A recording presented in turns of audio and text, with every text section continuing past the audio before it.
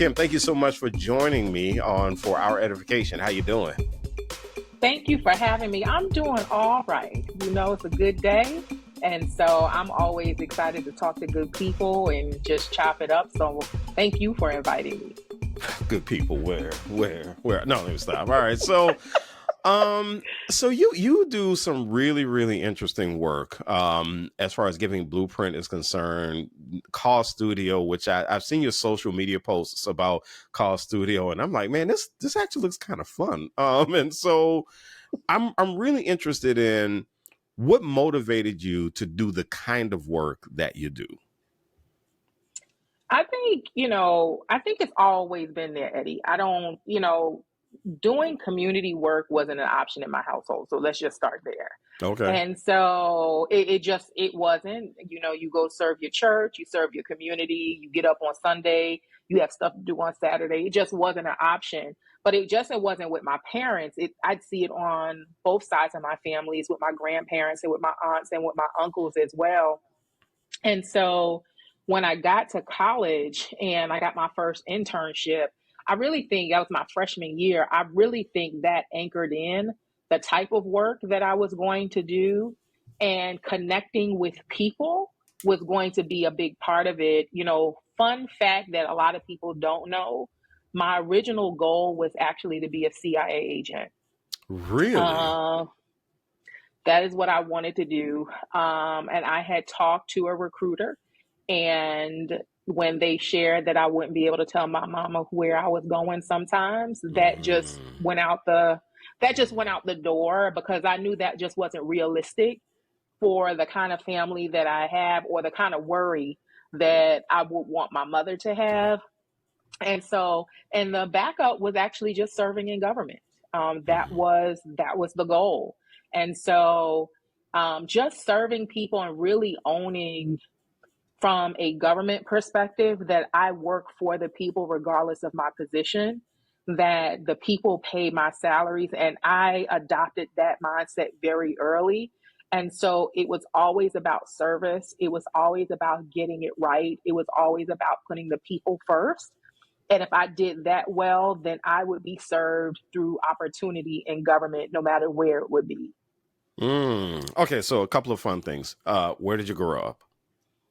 New York City, born and raised in Queens, New York. Queens. All right, cool. And then you said you went to college. Where'd you go to college? I went to undergrad, North Carolina A&T State University in Greensboro. So I'm an Aggie through and through, Okay. and went back home for grad school. So I went back home to New York. I believe in public education. So I went back home to work on my master's degrees. Okay, A&T, home of the greatest homecoming on earth. All right, one of these, I gotta put that is something I gotta cross off my bucket list. I gotta do GHO one of these days, and then, Yeah. and then now also the distinction as the largest HBCU in the country. Yeah. So Yeah. let me ask. All Yeah, right, it so is. I got I gotta ask you a quick A&T question. I got a couple. Yeah. All right, one I'm gonna be kind of messy about, but anyway, so Oh, the gosh. one I gotta ask is, it's so funny whenever I hear folks talk about HBCUs, and they're like, oh, the best HBCUs in the country. And four come up all the time. It's always Morehouse, Spelman, Howard, Hampton. And depending on who you're talking to, Hampton may be in there. And the question I've had lately, since I'm somebody who's worked at three HBCUs, I'm like, well, why isn't A&T ever in one of the best HBCU conversations, especially if it's the biggest one? Why don't you throw in Morgan State? Why isn't FAMU in there? It's interesting that we have a bunch of publics, and all of the best ones are private. So that's really, what do you think when you hear that sort of thing, when they bring up the quote unquote the best? So I think, this comes up a lot in Mm-hmm. terms of, why is it that we always see philanthropists and funders give money to Morehouse and Mm. Spelman and Howard?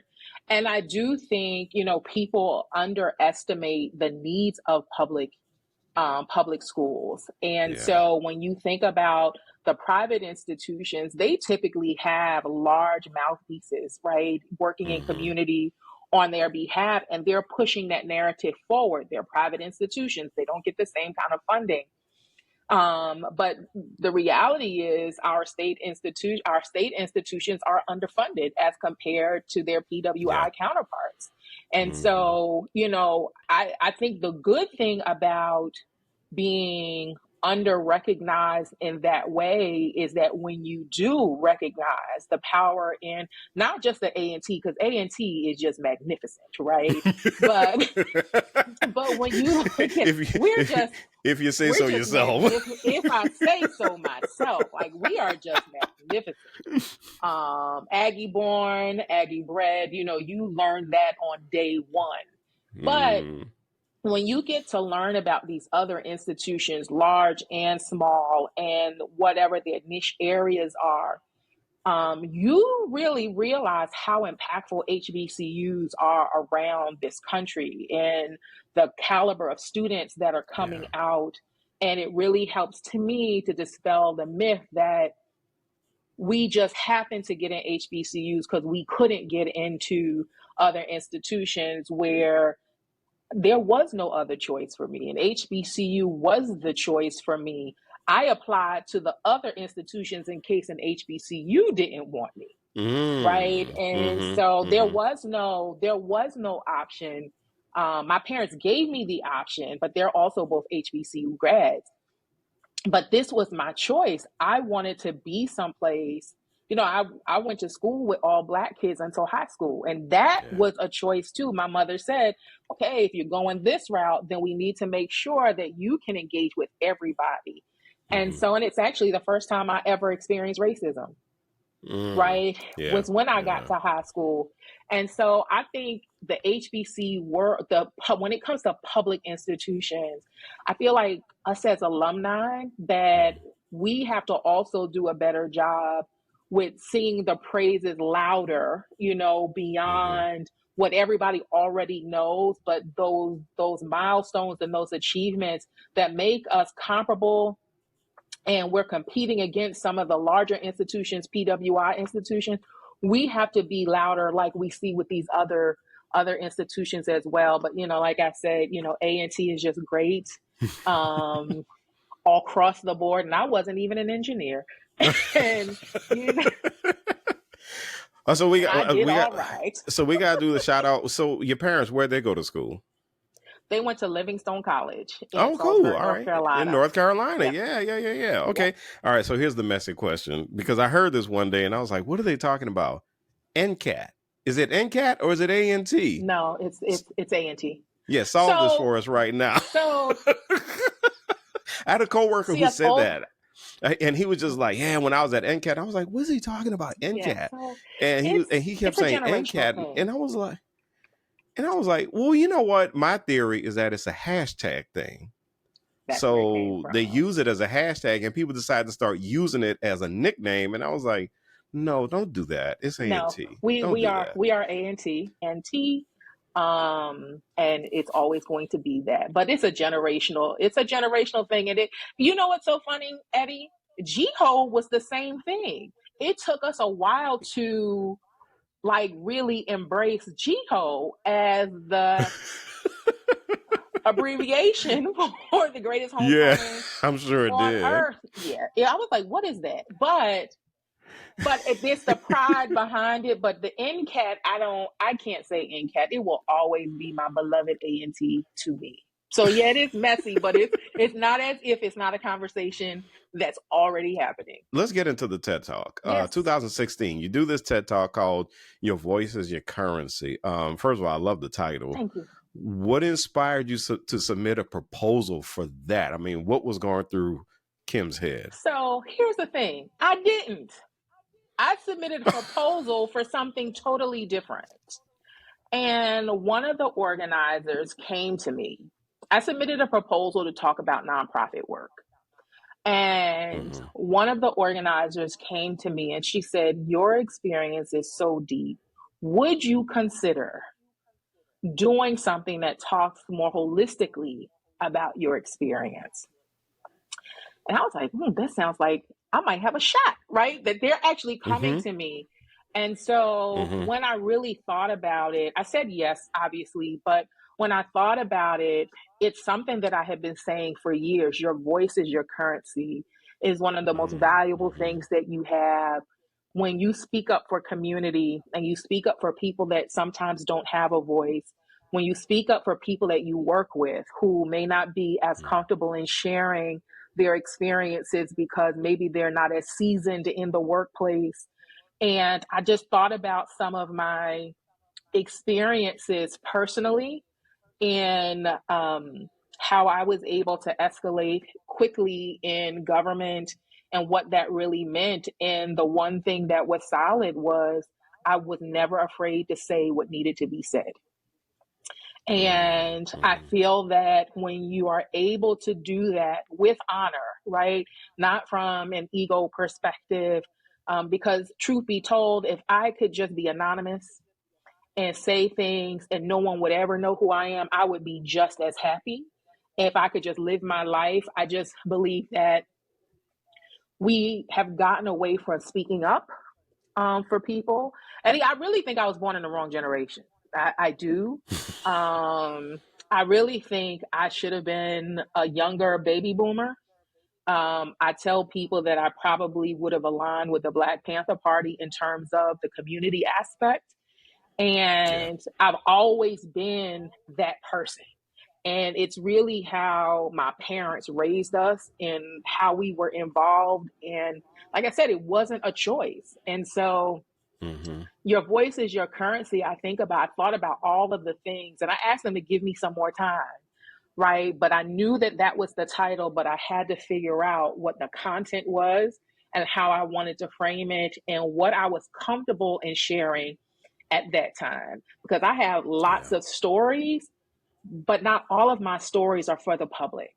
And not Mm-hmm. all of the things that I've spoken up about and people I've spoken up for, that's not, sometimes they're not my stories to tell publicly, but it was my Mm-hmm. responsibility to be involved in the moments that I was involved. And so I think that was the hardest part, and just respecting my relationships, even if I don't talk to the people anymore, but just really respecting relationships. That if I shared a story, people weren't really going to be able to connect the dots if I said something that could potentially expose somebody's background that they may not have shared on their own. Mm. The irony of this, though, is that you have such a strong voice and you can play the background, but your voice is so strong that you yourself have a wealth of currency. Yeah, And so it's really interesting how much you want to play the background, but your voice is so needed. And the part about having, thinking that you might have been born and you should have been born in another generation. Honestly, this generation needs you. I mean, I have this core belief, Kim, that being valued matters. That yeah, that is my core belief, yeah. and that is coming off of you. That energy is coming off of you so much, Thank you. and now is a time that people need to hear. Yeah, Like it's interesting. You did this in 2016. It's 2023. Now more than ever, that message needs to be out there that yeah. people's voices are their currency. So it's really interesting to me that you have such a strong voice yourself, and that gives you so much currency yourself to go out and influence other people to realize that their voices are their currency. So, I don't even you know, realize I have it though sometimes because when I'm in the moment, I'm not thinking about anything except for the end result and yeah. ensuring that I'm not making matters worse for someone. Like I'm very cognizant of that. I will hold back. That's what makes it so strong, though. Yeah, That's what makes it so strong. Yeah. Go ahead. I'm yeah. sorry. No, it's okay. And so I think what, in terms of sometimes wanting that anonymity, it comes from this is not an easy path. The person that is typically the most outspoken is often the person that can be the most ridiculed. It is the Yeah. person that Mhm. I have been told I talk too loud, I talk too fast. Um, it's that I was rude. And I'm like, can you tell me what I said that was wrong and rude? And I want you to be very specific. Or is it that you don't like that I challenged what you were sharing? Right? Because Yeah. that's not rude. It's just that for a lot of people, especially in the spaces that I work in, it comes from a place of privilege. Right? And Mm-hmm. so when I challenge power and privilege, that's typically when I get the greatest pushback. And also, because I was so young moving up the ladder, I had so many challenges to that. So people had always tried to silence my voice, and it's just not possible. When my mother's father, when I was younger, he would always say, my nickname for him was Kimino. And he would always say, Kimino doesn't talk. Kimino doesn't talk. Because I was very Mm-hmm. quiet. And then one day he started laughing. He said, Kimino will not shut up, because it's almost like as this little kid, I found my voice, but it was through arguing with him. Like I would debate him on things, and Mm-hmm. he loved it. But it became, I think then I recognized, oh, I can say things, and oh, it does have some value, but how is it going to be received outside of my grandpa? How is it going to be received Mm-hmm. outside of my junior high school where the majority of the people, including the teachers, look like me? What does that look like when you go to high school? What does that look like when you get into the work environments? What does that look like when you get into your first few job opportunities and people are pulling you in and questioning you because you are doing your job? They just don't Mm-hmm. like that you're able to do it at the level that you're able to do it because they can't control you. So it's been an interesting journey for me. And I think that's where, if I had to be honest, like I do want to do the work without the recognition, but I think a lot of it comes from the fact that I was recognized and that recognition wasn't always favorable, Yeah. based on people who weren't ready or weren't able to do work at a level that I was able to do at such a young age. Mm. You're listening to For Our Edification. I'm Eddie Francis, and we are speaking to Kimberly O'Neil. She's a social entrepreneur. She's the CEO of Giving Blueprint, the creator of Cause Studio. So, Kim, in 2021, the Dallas Observer, they ran a pretty raw article about your experiences with racism as a college professor. And um, for others who have endured workplace bullying, and by the way, that includes me, um, how have you worked to get yourself to a better place mentally, emotionally, and spiritually? Because that article was jarring, and I was sitting there reading it, going, "This is absolutely insane that anybody had to deal with anything like this, especially at a college campus." Yeah. So, what have you done for yourself? Um, the more immediate thing, that article actually almost didn't happen. Mm, I left very quietly. And hmm it was when my peers, not even in my department, but my peers throughout the college community found out, across campuses, they started reaching out, and then they actually reached out to the paper. And I had one, initially I said no, I didn't want to. And then I said yes, but there were some qualifications on that. If you want to try to sensationalize my story, I don't want it done. Right, If you right, were, I don't want anything. I'm not trying to sue anybody. I just want to be done with it. right. But if I can share something that will make it better for people, I'm willing to do that. So if you can agree Mm, to that, I'm willing to share my story. And after that was done, I stopped talking to everybody. That was the most mm, important thing that I did for myself, because everybody saw it happening. I stayed for those students. I stayed for my peers who were newer, were of color, were of different religions outside of Christianity. I always felt that I could take care of myself, because my mm, background, the root of my background, we call it DEI now, but we called it equal opportunity. And I'm not just talking about equal employment opportunity, but that's how I started my entire career. And so for me, I know how to protect myself. I knew what I could do. I know how to document, and I had been documenting. What I had not done is really paid attention to the depth and the number of incidents. And Yeah. I was talking to my mom, and I had an anxiety attack while driving, and I was on the phone with her. And that is the day, because two things happened. One, I couldn't hide it, and my mother had to hear it. And that I had to pull over, and I think that hurt me more, that my mother had to hear it and that I couldn't control it and I couldn't hide it anymore.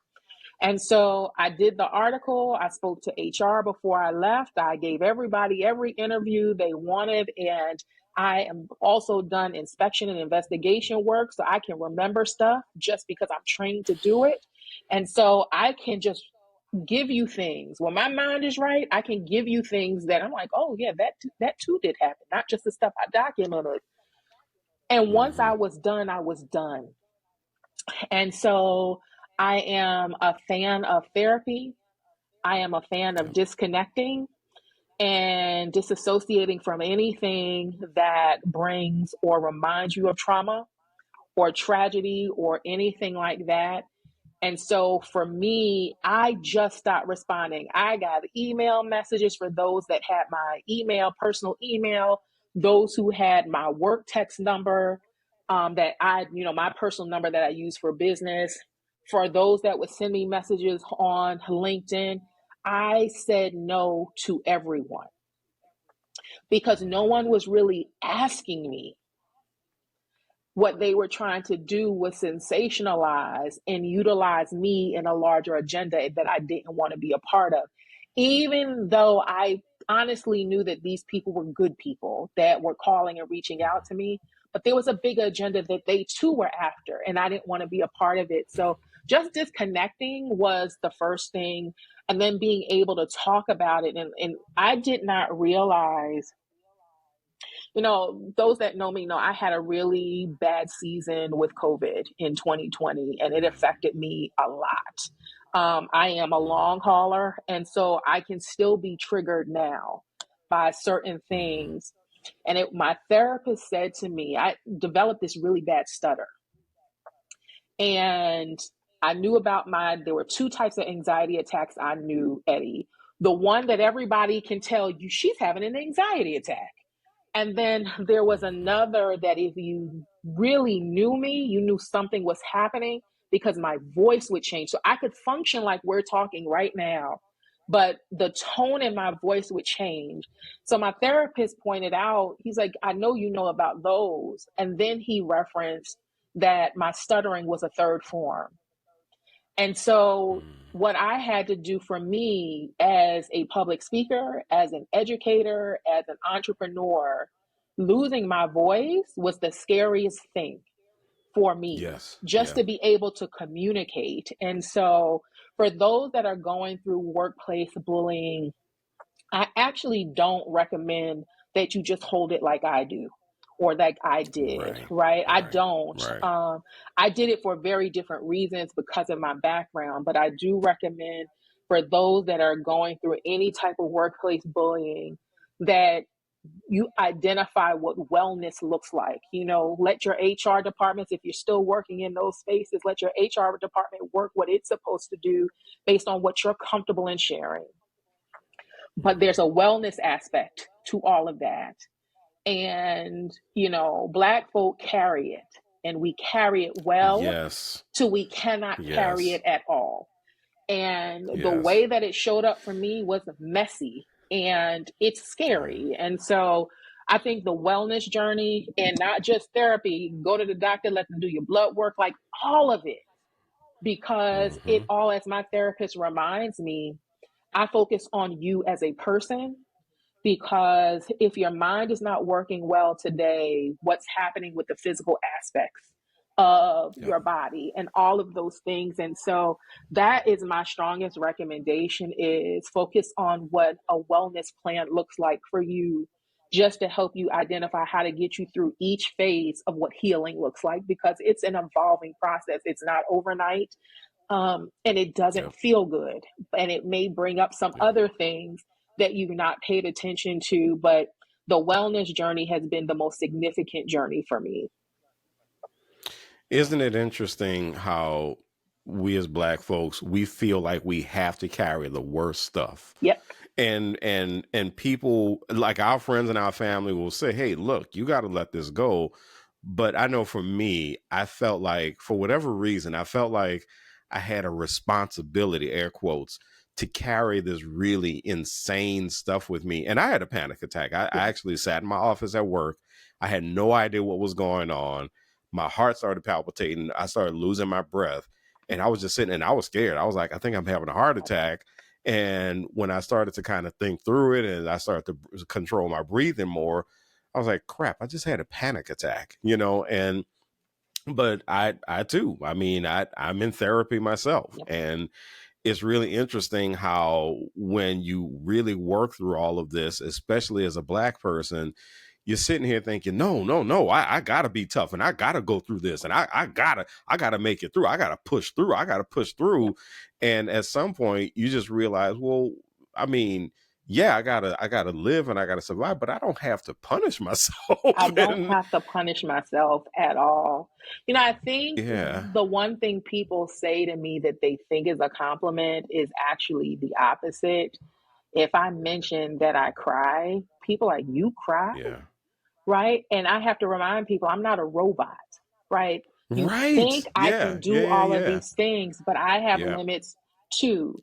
And Mm-hmm. my limits have often, before I established those limits, that these things also ended up being sacrifices on my side, right? And Mm-hmm. so you're used Yeah. to seeing me as a sacrificial lamb in some respects who can Yep. just get things Yep. done, but I cry. And my mother always jokes when people, she's like, she's the most emotional person I know. My parents always say, my Yeah. father know, and he knows me, and he knows my voice, and he knows when maybe I'm not having the greatest day, because he's very in tune with all of us. But people think, that she can just get it done, and that's pressure. And Yeah. I'm in a season now where I just actually won't accept the pressure anymore. It's just not Mm-hmm. part of, this is not how I want to live the second season of life. It's not fair to me. It's not fair to the people that are around me. And honestly, it's not fair to the people I serve, whether it be through the nonprofit Mm-hmm. community or through my business. I can't show up as my best self if I'm not putting limitations on things, Yeah. if I'm not able to say no, and or at least say not now. Mm-hmm. And those are the things in this second season that I'm finally embracing, as this is actually not a bad thing. Yeah. And you get to enjoy your time in your life in a way that you haven't before. You have served people for over 30 years.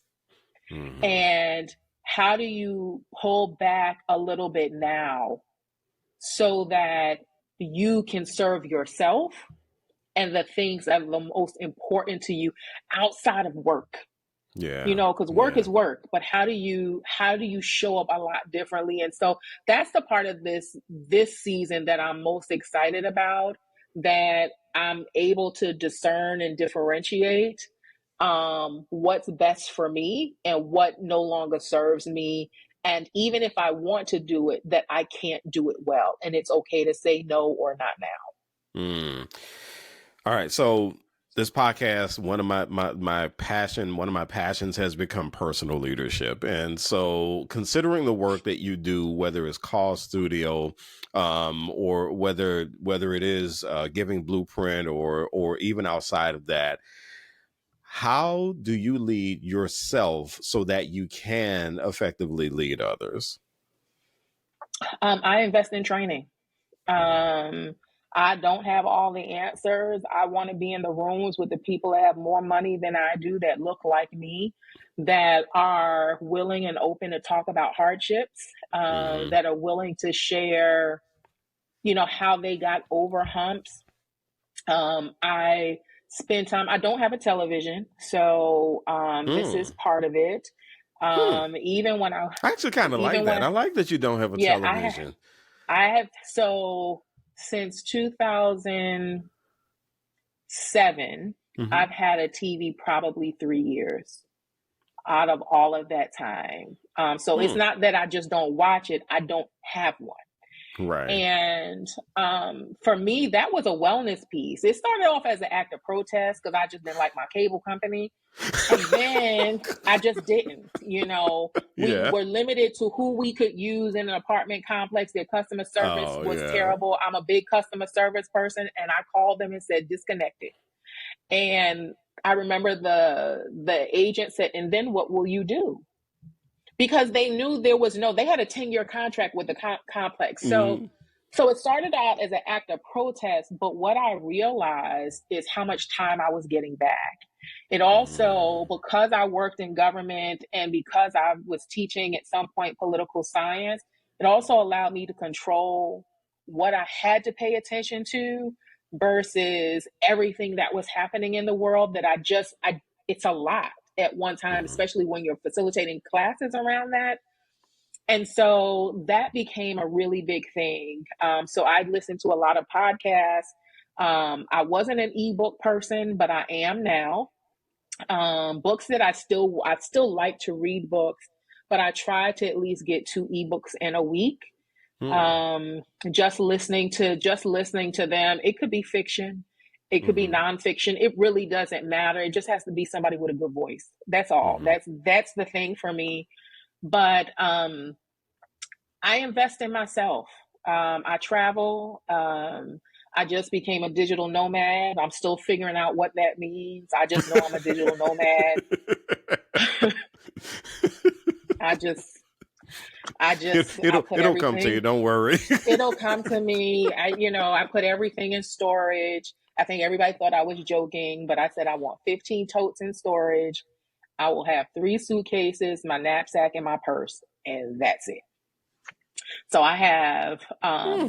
all of that. I was able to do that. And then I actually have 4 bags instead of the 3 suitcases. So I need to work on that.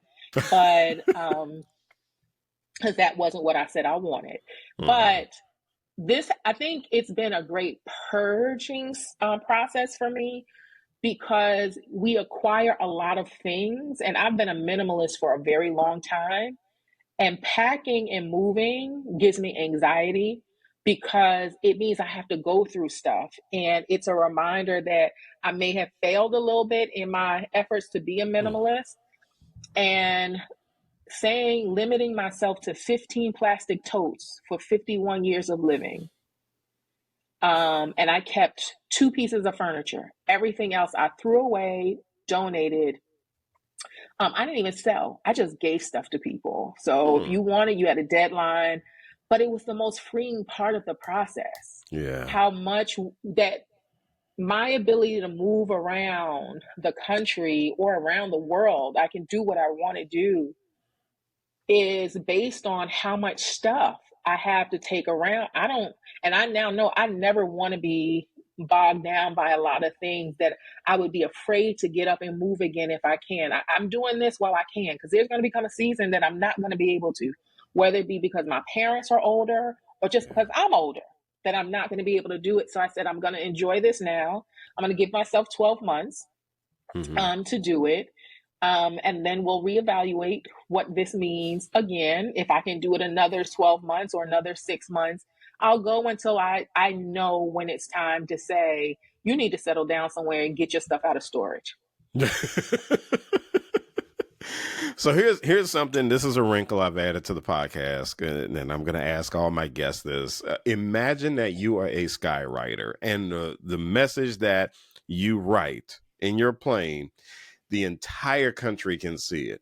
What's a 1 sentence message that you would write for the nation to see? Oh, Eddie. Oh, this is going to be good. It is going to be good because it's going to show you how much I love hip hop. It's Okay. not even going to be motivational. How you like me now? Hey, That is the message I'm leaving. That's the message I want people to see. for anyone that has doubted me or people like me who have given people a hard time when they were just trying to do good, versus sitting down and having a conversation, for people that tried to just silence people. How you like me now? So that's what would be written with my plane. It's That's your it. message, it's your plane, it's all you. And by the way, kudos for quoting Cool Mo D. I was a huge Cool Mo D fan. Huge Cool Mo D fan. That So, is that's it. That's it. That's it. I speak in lyrics most times. Um, it's a joke to a lot of people, but I do speak in lyrics, and because sometimes those lyrics or just a line out of a mm-hmm. song really helps to shape what I'm feeling in that moment, or what I really want to say. But if I can say it with lyrics, I'll probably get in less trouble and if I say what's really on my mind. And so that's it. How you like me now? Kimberly O'Neil coming back like Return of the Jedi. All right, Yeah. cool. Hey, don't get started.